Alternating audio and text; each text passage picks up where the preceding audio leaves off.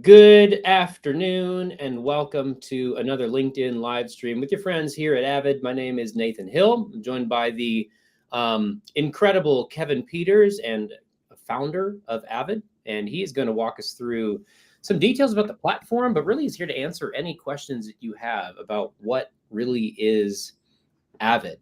If you are just joining us either on LinkedIn or YouTube or other channels, feel free to jump in the comments and let us know a couple things. I'd love to know who you are, what your name is, what organization are you from, and then where in the world are you tuning in from today. So again, feel free to open up that chat, open up a comment, and let us know who you are, what organization are you from, and where are you tuning in from today.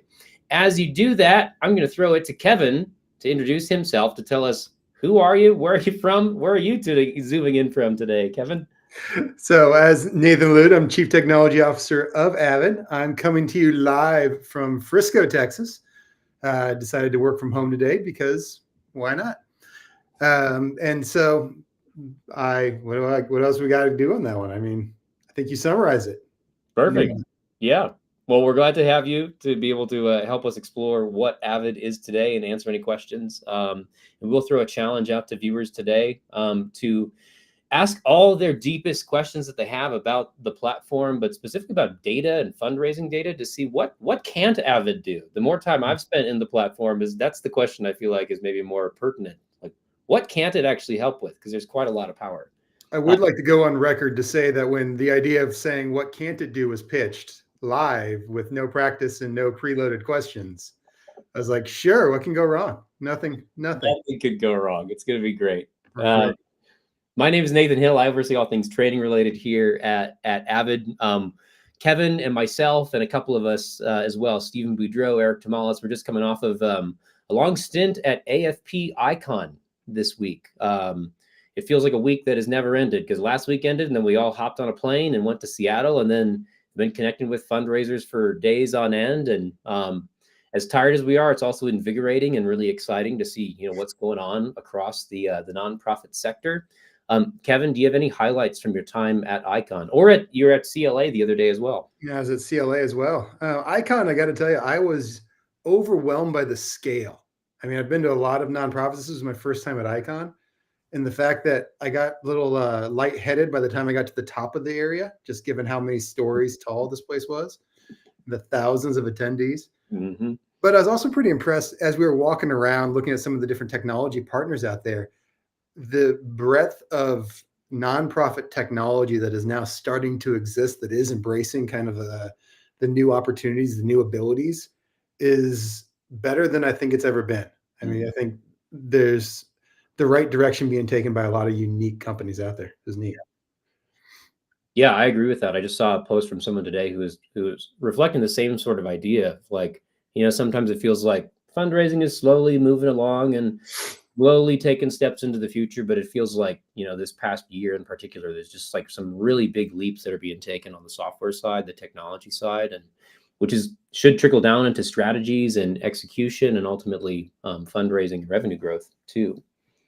On my end, I mean, I just appreciated catching up with a lot of just industry people that I haven't seen in a little bit. It was great to reconnect and talk shop and talk about the future, that sort of thing. And very much felt, not just from the tech side, but also from the practitioner side, the day-to-day fundraisers, just a spirit of wanting to try new things, looking forward to, innovative solutions, innovative ideas, which is really encouraging, because I know that there's, lots of organizations going through difficult times at the moment, lots of things changing with funding and where funding comes from. And that could easily be crippling, I think, for some, but it seems like it's inspired a lot of excitement about what the future can hold and inspired new ideas and new solutions. So I heard that same basic concept of a lot of innovation, a lot of Mm, I don't have the money or I had to cut different staff. So now we're trying to, they don't want to cut back services. We don't want to cut back what we do, but right, how do we do it differently?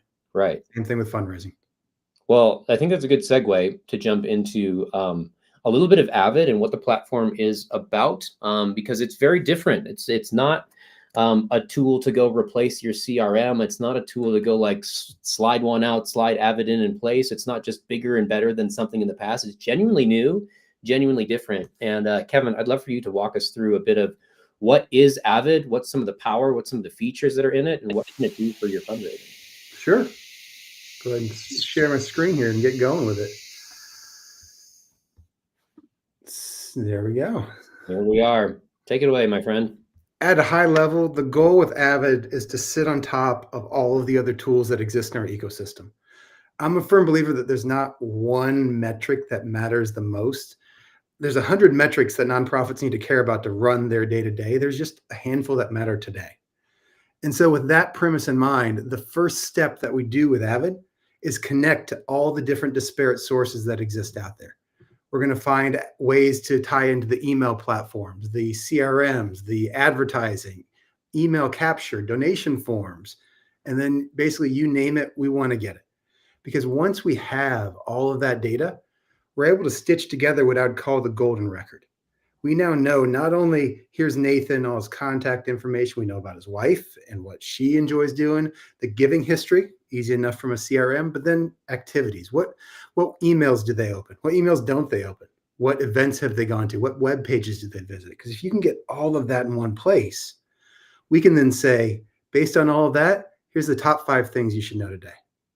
Because we're looking at the biggest changes in trends since last year, since last month, the scale of the changes, the importance of the metric. If I have open rate and I have revenue right next to each other in my database, one is clearly more important than the other. But at the same time, I kind of want to know about open rate if revenue is staying steady. And so at the same time, it also factors in the preferences of the fundraiser themselves, because Avid was built to be customized to the individual nonprofit, how they define a channel, how they define a major donor. But it has built-in analyses and reports that help them find their donor journey, their individual appeal. Because by stitching all this information together, we can start telling a bigger picture. Ultimately, though, what I want people to do is experience and see something they didn't know and try to get them to want to dig deeper. If reactivated donors, my retention rate is down, they may want to dig deeper. Or I want to know just at a high level, how's my overall program running? Because ultimately, what's going to happen is once I get to this back page, these reports are structured so that we're driven by a primary question. How much revenue was generated by the entire program? And then we see a quick, here, plain English explanation. But then down below, we answer, and why? Because if I'm up 6%, I want to understand why. I'll look at donors by year, average gift by year, revenue by month, donors by month. We'll look at by giving level, how the organization defines the giving level, by channel. Because once I can display all of that information, the system is able to analyze and say, you're up 6%, and here's why. Planned giving's up 137%. Major projects is up an additional $600,000. November saw a spike of 86%, increasing by 400. Where the goal being, I want someone to find something they didn't know and say, I want to learn more about that. I want to go away from the world in which we have to look at a 50 to 100 charts and graphs to figure out what's going on. Instead, just get 5 to 10 and do a choose your own adventure. But ultimately, even as I'm trying to learn more about major projects revenue, I want people to be driven to take action, because I want them to find, well, here's a segment of non-recurring donors. I know that with non-recurring donors, their likelihood to stay around, to retain, is lower than a recurring donor. My upgrade rate is lower. So if I want to run a recurring donor campaign, I can identify that segment here, and then we want to move to actually take action. I want to push this audience. And so it'll save. And then at that point in time, I can say non-recurring donors, I want to push those to Facebook. I want to sync those to my email platform. And a push is a misnomer. What it is a constant daily sync, a way to keep all of our information that exists in separate, disparate systems up to date, so that if I'm running an upgrade campaign on Facebook, I can stop wasting ad dollars the moment they make a gift. If I reactivate a lapsed donor, I can talk to them as if they were active within my email communications, like we should have that level of personalization. And so with Avid, there's a lot of emphasis on the historical, but the reality is historical is important, but we also have to worry about what's coming up. Mm. And so we've built a handful of different tools in here. One is what I call goal tracking, because we're all trying to get to a certain target in our given fiscal year or our given calendar year, whatever we're operating on. But the challenge is we have a big number we got to hit, and it's hard to know, am I on track?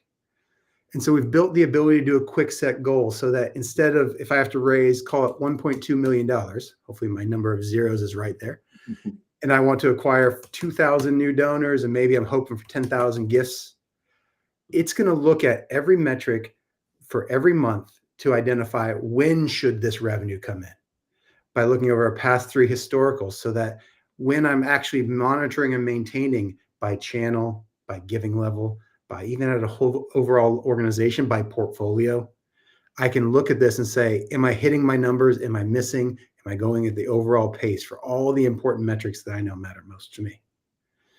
Which I find helpful for our goal tracking. Now, the reality though is with Avid and with most reporting, the people that often need the information may not be the ones to log into the system.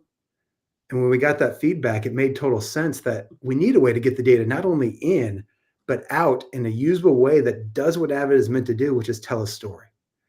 So I just clicked a button at the top that said generate slides. And what ends up happening is it's going to make a PowerPoint for me in my organization's color scheme, using my organization's information with every chart and graph on here. I'm using my Mushroom Kingdom, which got to tell you, as a actual styling, probably not the greatest. It might not be the best color chooser in the world, but you get the point. Because the goal is that I can make good with it. Mario colors. Let's bring it. I mean, I went deep into Mario. This is my bailiwick here. The goal though is that I've clicked a button in a few seconds, got 18 slides. It's going to give you more information than you need, but the reality is it's a lot easier to delete than create. And this should hopefully help people make a board report that takes minutes, not days. Additionally, we want to be able to look beyond just this fiscal year to say, what are the activities we're doing today and how are they influencing where I'm going as an organization? For that, we built what we call our fundraising scorecard that looks at the 5 most important metrics when it comes to fundraising. Looks at retention, acquisition, reactivation, upgrade, and awareness. Now, as you can tell on here, at a quick glance, the Mushroom Kingdom is hitting a bit of hard times. But whoever's in charge of upgrading donors is crushing it. Yeah, we're really moving Mario and Luigi up in the pyramid these days. But it's not meant to just say you're doing bad. It's meant to say you're doing bad or you're doing well for hopefully most people. But here's where you're going. It's going to then give you your projections for the rest of the fiscal year or the next 3-year projections for donors, for revenue, with the goal being, I want people to see this and say, uh-oh, if retention is down, we need to install something to counteract this. What if we moved it from 18%? What if it would be like if we stabilized it and we invested in retention rate? Is this the kind of nonprofit I want to be? And we can do it specifically with all these different metrics that we know matter most. I actually worked with an organization the other day that they were using this to go back to their CFO who said, you need to cut acquisition. And they said, okay, we can cut acquisition, but is this the kind of organization you want to be in the next 3 years? Because the actions we take today have direct impact on what happens in the future. So knowing that I have an acquisition problem, one of the newest features that we're working on rolling out in the coming weeks, we've selected a handful of select organizations to help us test this so we can refine it. But it's not just to say that you have an acquisition problem. It's to say, in this case, my retention's down.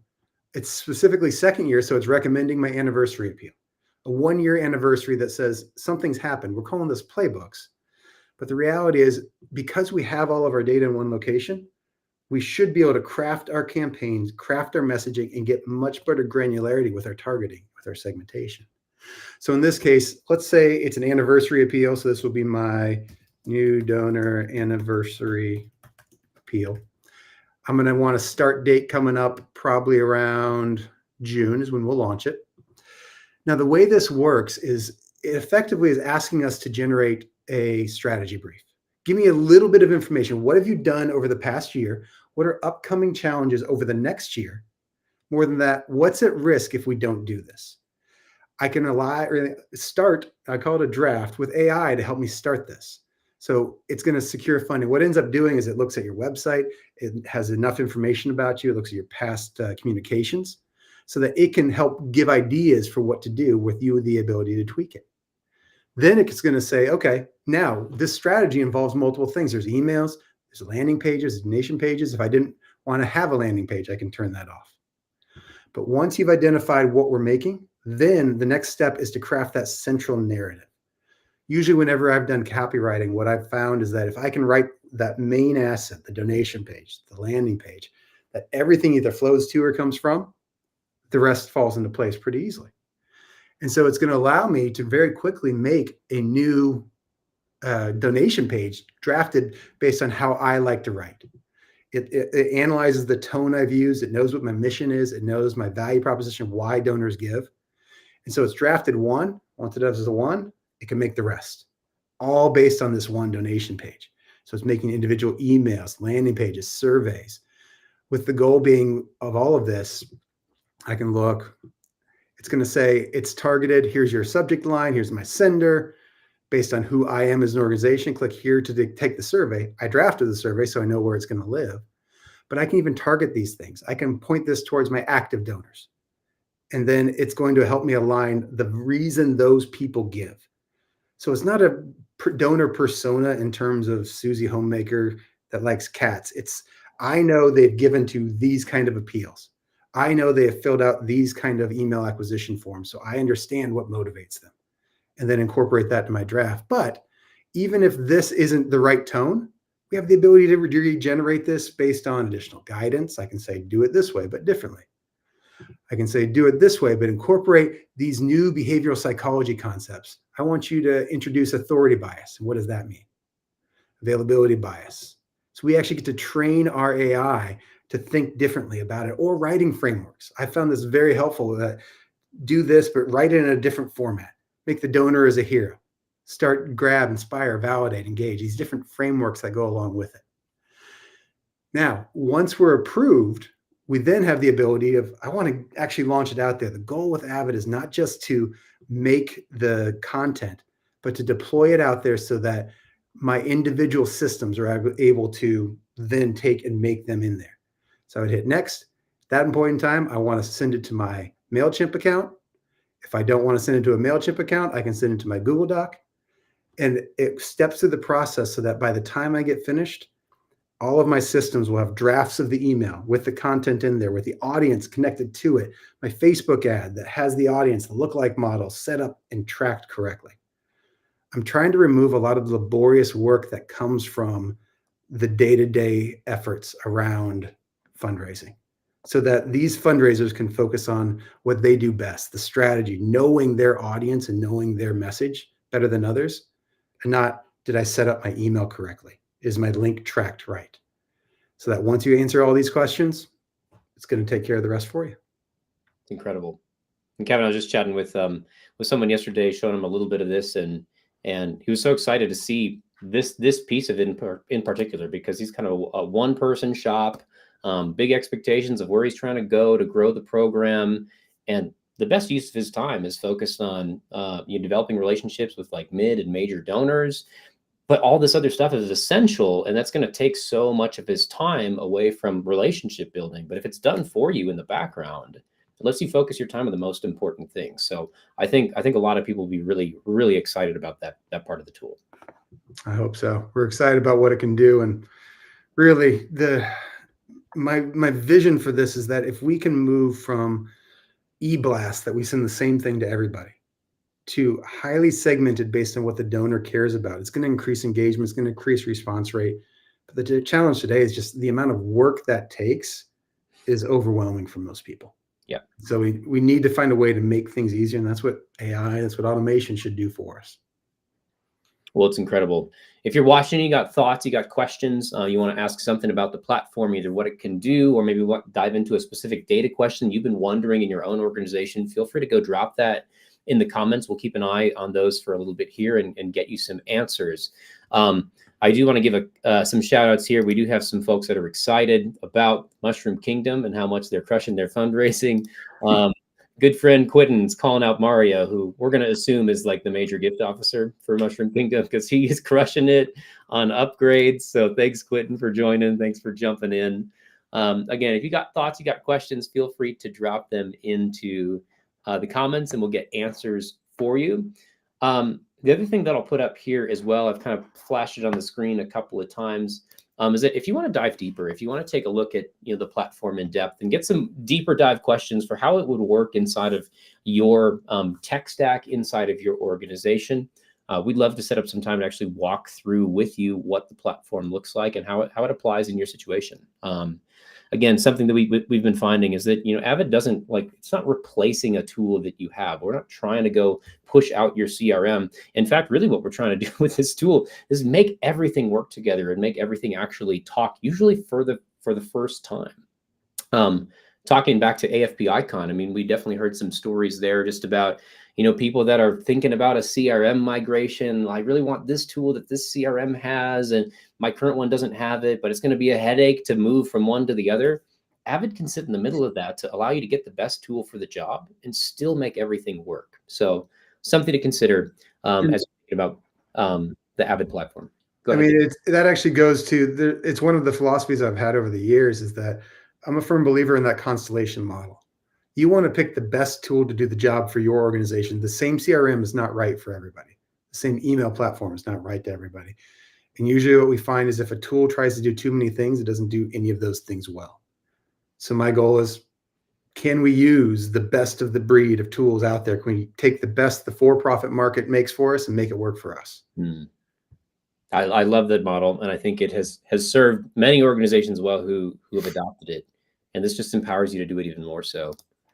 A question coming in from LinkedIn saying this: any assets that you generate in Avid are things that you can deploy into your actual platforms, to your website, to your email marketing, to your CRM, etc. What do you think, Kevin? Short answer is yes. We're trying to build out as many of those integrations as we can. Right now we have MailChimp, HubSpot. We're building out in the next coming weeks, Facebook, Google Ads. But realistically, we're trying to build out to the destinations that people use the most. And so we're waiting for feedback on others. Or what else should we be adding in there? What other ad networks or texting platforms or donation page integration should we be using?